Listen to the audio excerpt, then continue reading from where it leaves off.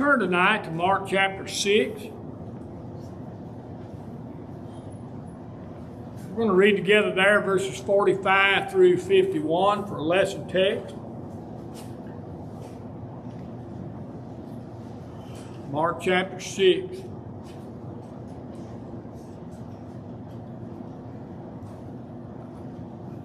Verse 45, and straightway he constrained his disciples to get into the ship and go to the other side before unto Bethsaida, while he sent away the people. And when he had sent them away, he departed unto a mountain to pray. And when even was come, the ship was in the midst of the sea, and he alone on the land. And he saw them toiling and rowing, for the wind was contrary unto them. And about the fourth watch of the night, he came unto them walking upon the sea, and would have passed them by. But when they saw him walking upon the sea, they supposed it had been a spirit, and they cried out, for they all saw him and were troubled. And immediately he talked with them and saith unto them, Be of good cheer, it is I, be not afraid. And he went up unto them into the ship, and the wind ceased, and they were sore amazed in themselves beyond measure, and wondered. Mankind has had the same struggle for generations since the beginning of time. And that is a struggle to find a place of happiness, a place where we can be at peace, where our mind can be at ease, where our soul can be enriched, where our body can find a certain comfort and satisfaction of things well done and accomplished. But since the Advent, the beginning of time on this planet, man, in all of his civilizations, does not often look at the place where real happiness can be found. We look around at society, we find so many people that are unhappy. They're out of place. Civilization continues to go on, and as it progresses, the woes and the unhappiness of men, no matter how many things we have, no matter how many things we find, no matter how many advances in science and medicine and things that make our lives easier, happiness continues to be something that eludes mankind. Because the gathering of things, no matter how special or precious they might be, the gathering of things alone, without God, never bring happiness. They never bring peace. The Beatitudes, where Jesus said, blessed or blessed are, that word blessed means happy. Jesus gives us in Matthew chapter 5 steps of progression. Blessed, blessed, blessed, blessed.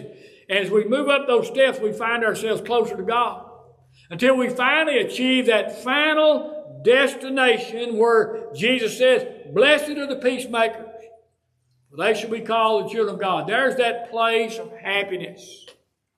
Because that individual has embraced the gospel, and they begin to declare the gospel to those around them, preaching peace between man and God. And so they have achieved that point where they are blessed, where they're happy.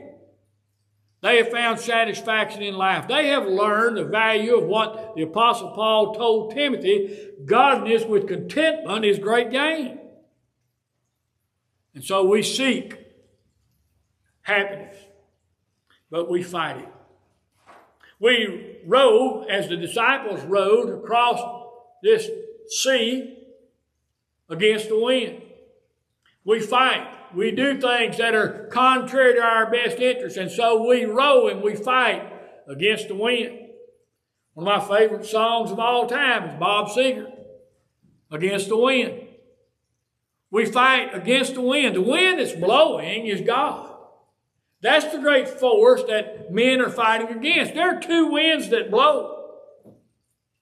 There is the wind of the world that carries us everywhere and tosses us to and fro. We're carried about by every wind of doctrine. We're carried about because we are unstable. We're double-minded, as I talked about this morning in the book of James, unstable in all our ways. And then there is the wind of God that is constant. And the wind of God that gives direction, the wind of God that gives purpose, the wind of God that will take us to the places that we need to be. But we row against it,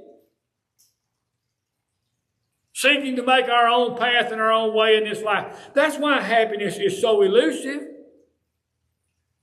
Because we're trying to find it by allowing the wind of the world to carry us to places we think that are going to be filled with rapture once we arrive.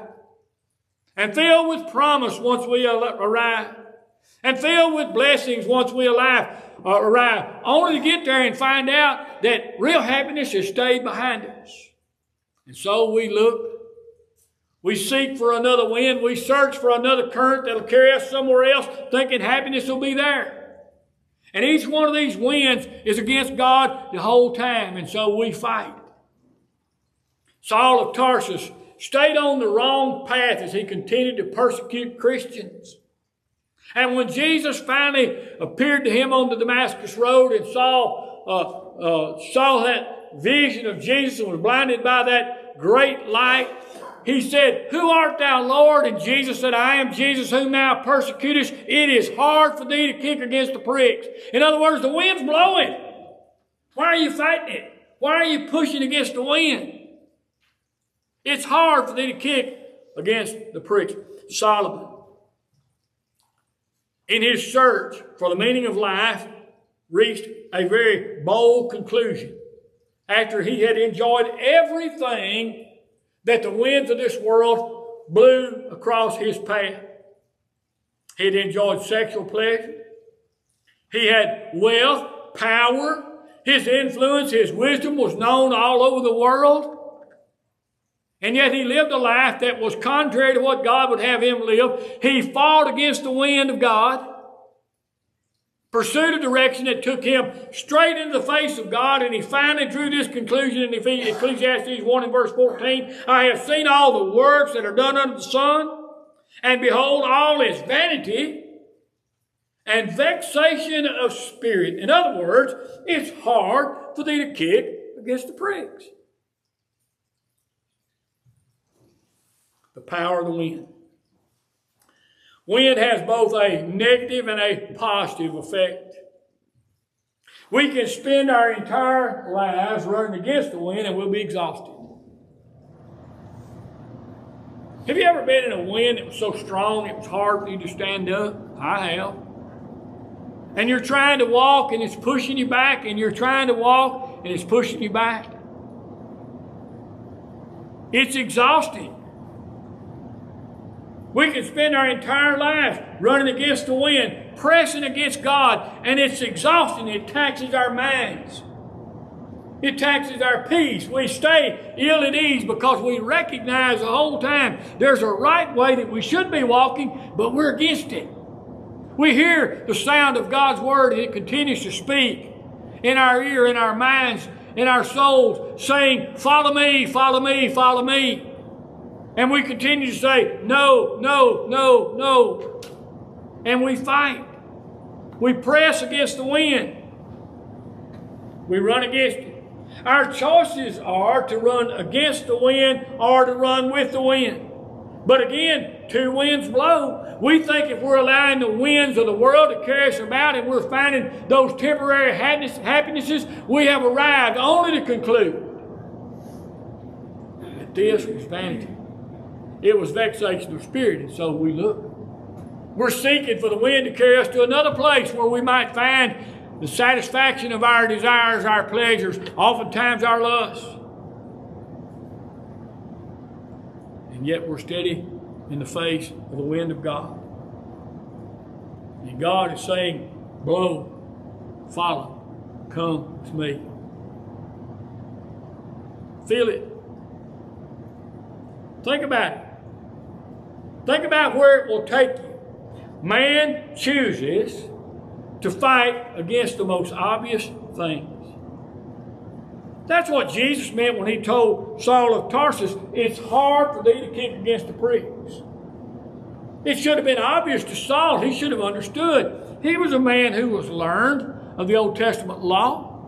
He had sat at the feet of Gamaliel, one of the greatest teachers of modern New Testament times, and heard the law expounded. He understood. He had seen all the prophecies concerning Jesus, and he had been able to see, if he'd opened his eyes, everything that Jesus fulfilled about those prophecies, and yet he continued to fight and kick and kick and kick against the pricks. He continued to buck the wind. And Jesus said, it's hard for thee to kick against the pricks. In other words, it's obvious, duh, you ought to be following. Here it is, it's plain as day. Start early in life. Watching people. I don't mean in a creepy sort of way, but I mean as in paying attention to people. I'm not talking about that guy that you think has got his eye on you, he's got his binoculars looking out the window across at you. I'm talking about that kind of creepy. But I'm talking about observe, pay attention. Early on in life, I had the good fortune and the misfortune to work with some of the most roguish rascals that ever drew a breath when I was a kid. There was nothing they wouldn't steal. There was nothing they wouldn't drink. There was nothing they wouldn't do. There wasn't a lie they wouldn't tell. And I watched and I observed. And when I saw the mess that they had made of their lives, I thought, you know what? I don't want any of this. Why? Because their life was in constant turmoil as they fought against the wind of God. They would not be subject to change. They would not allow themselves to be turned. How ridiculous. When we see something that's obvious, and we see something when we go to the doctor and we tell the doctor, it hurts when I do this, and the doctor says, don't do this. The good physician says, it hurts when I do this, we say, and he says, don't do this. It should be obvious. But the quest for worldly knowledge and gain continues to ignore the responsibility of God. Here are these disciples. They're rowing against the wind. And it's interesting that Jesus passed them by. They're pushing against the wind. They're going toward the wind. And Jesus passes them by. Why? Because the wind of God, in this particular case, Jesus was going the other way. They were rowing in the wrong direction. All they had to do was let loose, allow the boat to turn, and allow the sails of that wind to carry them where Jesus was going. They continued to row. Obvious. A change of direction was necessary. They could have gone with the power of the wind and allowed it to carry them directly to the shore where Jesus was headed.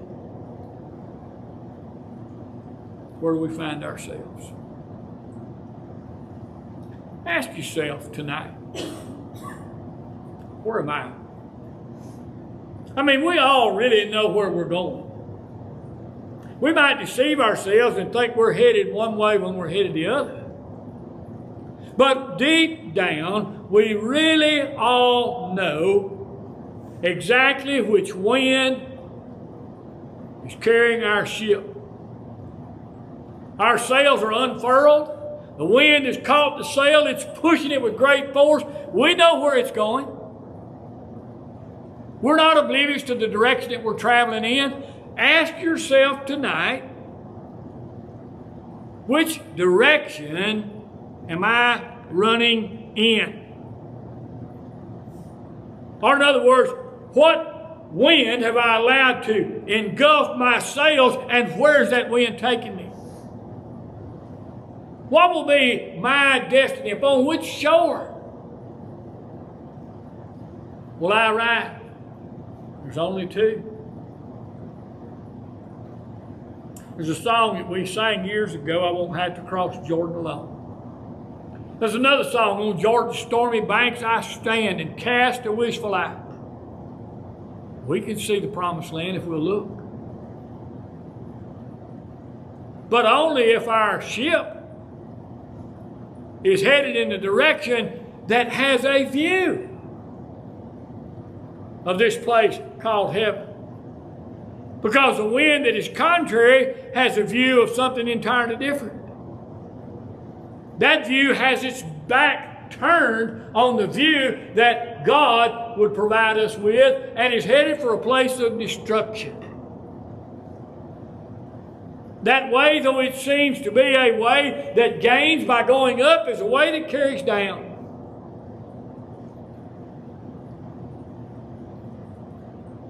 We know which direction we're going. Where's the wind in our sails? What wind drives me? Am I seeking to find meaning to my life by leaving God out of the picture? There'll never be an answer for those who choose to omit God from the question. The world just continues to leave us with question after question after question after question, leaving no answer. Nothing filled with promise, nothing filled with hope, nothing filled with the satisfaction that comes by being at peace with God. Why would we keep asking the same question over and over and over and over again to someone or something that will not give us an answer? Or the answer that it gives us is consistently wrong. I remember one time years ago, someone came to me on a regular basis. They were young. And would tell me about their problems and want to know what I thought they ought to do. And as candidly and as biblically as I could, I'd give them an answer. And as soon as they left me, they always did exactly the opposite. And then they'd come back and they'd say, I'm still in the bind. Then that's what you do. Well, I didn't do what you told me. Why don't you do something else? Well, I talked to some of my friends. And my friends told me that I should do so and so. What they were doing was, being young, they were going to the young ears and offering their words to the young ears and waiting for the young voice to answer them, because they sought out somebody who would agree with them to tell them what they ought to do. They didn't want to make a change at all. They simply wanted somebody to say, oh, honey, I feel for you. You're doing the right thing. Oh, darling, I'm sorry for you. You're doing the right thing. The world does the same thing. When we ask questions of the world always gives us the answer that we want to hear. But it might not be the solution. The world always gives us an answer that takes us further away from God, because we don't want to hear, what must I do? We want to hear, what can I do? What can I do and get away with? How close can I be and still live like I want to live and live for God? That's the answer we're looking for. Not how near can I be to God, but how far away can I be and still be okay with God? And so we continue to flirt with the winds of the world. And while we might have a path that is taking us somewhat to heaven, the wind is blowing here and we're going left and we're going to right.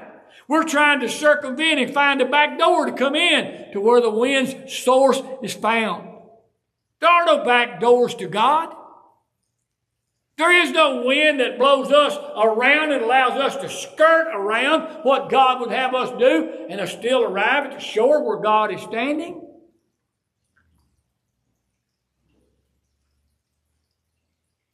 Run with the wind of God.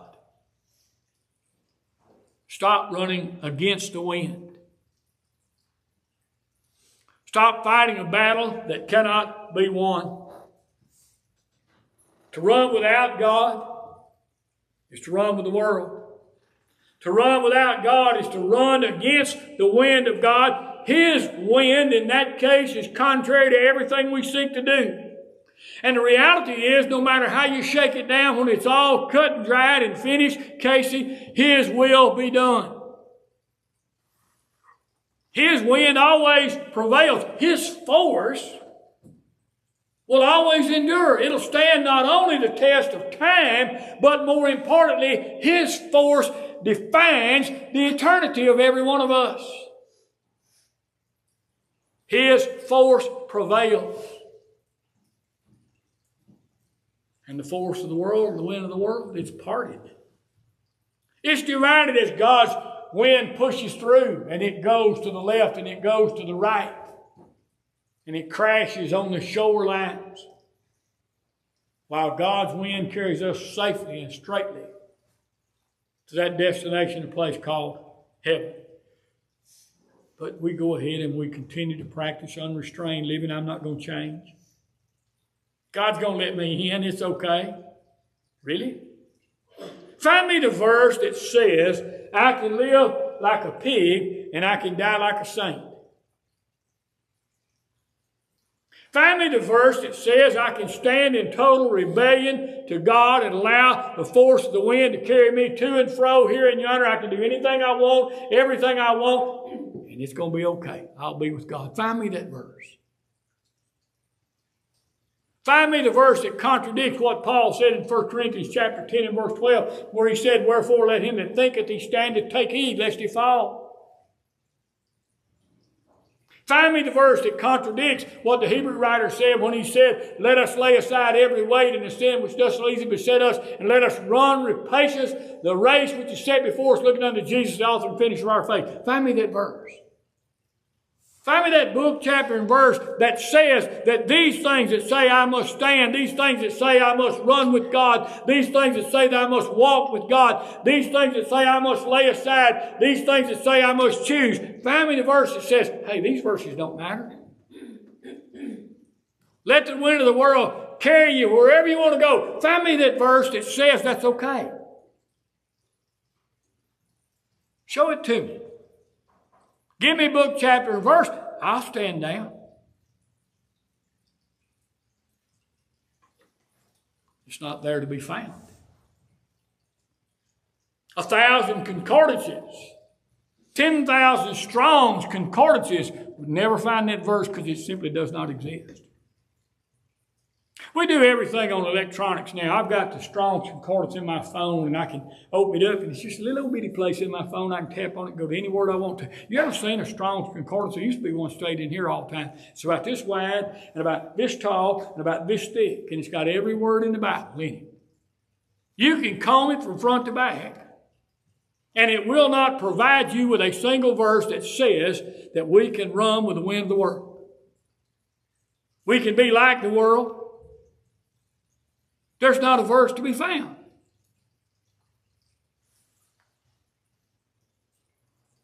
We've got to set our ship on a straight course. Turn and allow the wind of God to carry our sails. And we've got to be willing to stop compromising with the things of the world. And in some cases, that means even with the people of the world. No matter how much we love them, no matter how good they might be in so many areas, they are running against the wind. And yet we continue to learn these things and we find no understanding. Ever learning, Paul said, and never able to come to the knowledge of the truth. On another occasion, Paul wrote and said, let him that is ignorant be ignorant still. That's what he's talking about. If you choose to be that foolish, only those who run with the wind of God. Because running with the wind is so different. It's different. Running with the wind of God is easier. Running the winds of the world is hard. Sin is a hard thing to live in. Satan is a hard taskmaster. He'll take us to places we do not wish to be, and he'll take us further away than we can afford to go, and he will not allow us the opportunity to come back. God is different. The winds of God give us strength, give us the power to move ahead. In Isaiah 40 and verse 31, Isaiah said, but they that wait upon the Lord shall renew their strength. They shall mount up with wings as eagles. They shall run and not be weary, and they shall walk and not faint. Why? Because the wind is driving them. It's easier to walk with the wind than it is to walk against the wind. His way is the wind that prevails, and it makes our path easy. Come unto me, Jesus said, all ye that labor and heavy laden, I'll give you rest. Take my yoke upon you and learn of me, for I am meek and lowly in heart, and you shall find rest unto your souls. For my yoke is easy, my burden's light. Matthew 11, verses 28 through 30. The The force of his wind is gentle. Firm, steadfast, secure, but gentle. The path is so easy to walk as we lift our wings. As the eagle in flight and allow God's wind to cause us to soar to those places that are so very high. It's to run with God directing our way. And God, as Jesus did here with these disciples, God always calms every storm of life. It's only Jesus who can say to the storms of life, peace, be still. And they're still. How simple. How easy that is. To find peace when we stand with the Master who looks upon all the hardships, all the storms that prevail all around us, and looks at every one of those hardships and with these simple words says, peace, be still, and all the turmoil cease. That's the overpowering force of the wind of God. Something we ought to want a part of, don't you think? All those vessels that are cast upon the sea that try to go with the winds of the world end up at the same destination. That wind drives them with force and with violence. It takes them into dangerous shores. It causes them to crash upon the rocks.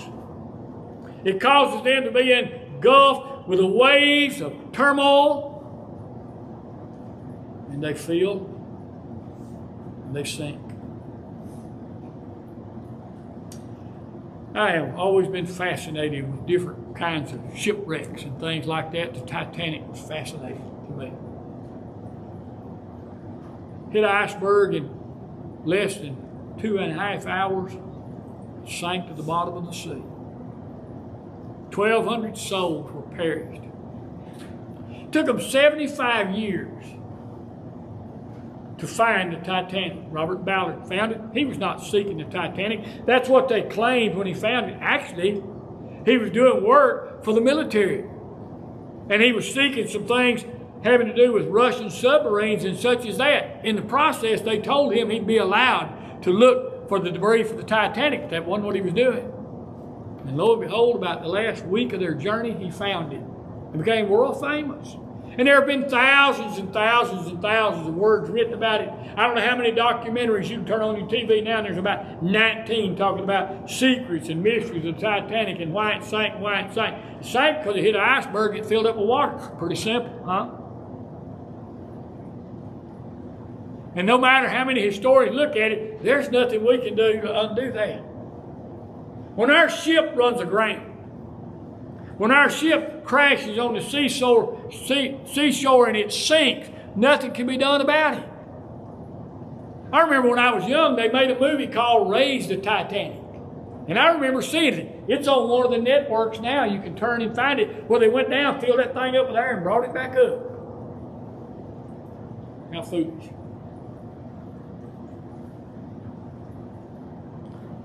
When our vessel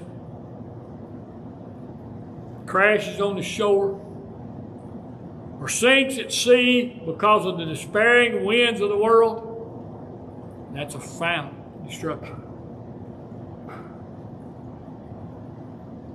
We need to get on board now. Turn our ship around. That's what repentance is all about. Change the direction. You say, I'm not doing anything wrong. You haven't changed your mind. You might be the best person ever, but if you're not a Christian, that means you haven't changed your mind. Repentance is all about changing our mind. It's not a measure of how good I am. It's a matter of whether or not my mind has been changed by the power of the gospel. I believe, but I haven't changed my mind. Our mind is changed by repentance where we say, I am going to follow God and I'm going to make a turnaround. Not just a matter of being a better person, but I'm going to make a turnaround in my mind. We're going to do as the song says, and we're going to say, I have decided to follow Jesus. Turn your ship around. Let the sail take you as it moves you forward. Follow with God, pushing with His wind against the winds of the world. Come forward tonight. Make this good confession. Yes, I believe that Jesus is the Son of God. All you got to do when I ask you is just say, yes. Just simple yes. Make that decision to be baptized into Christ. To be buried in water, not waters that will bury you forever, as the winds and the waves of the seas that oppose God will do, but the waters that you can go down into and come back out of alive and made new, a new creature in Christ Jesus. Very simple. Allow His wind to take you to that place. And if you are, as a child of God, one of those who's straddling, you let the wind carry you over here a while. I don't like that spot, so you turn around and you kind of go with the wind a little while, but you see a squirrel over here, and here you go over here. And you follow that course a little while, and you say, this is not working, and you start back across. Instead of getting dead center and allowing God to carry you straight forward, you continue to go to the left, you continue to go to the right, you're tossed about with every wind of doctrine, every wind of change, every fancy that the world dangles. Here's something shiny, here's something shiny, here's something shiny. Focus on that star that is Jesus. Set your mind, set your sights, fix your course on Him. I am the morning and evening star. And allow that wind to carry you directly to the place that He'll take you. It'll be a place called heaven. If you'd have a need tonight in any way to respond to the invitation, come now. While together we stand and we sing for your encouragement.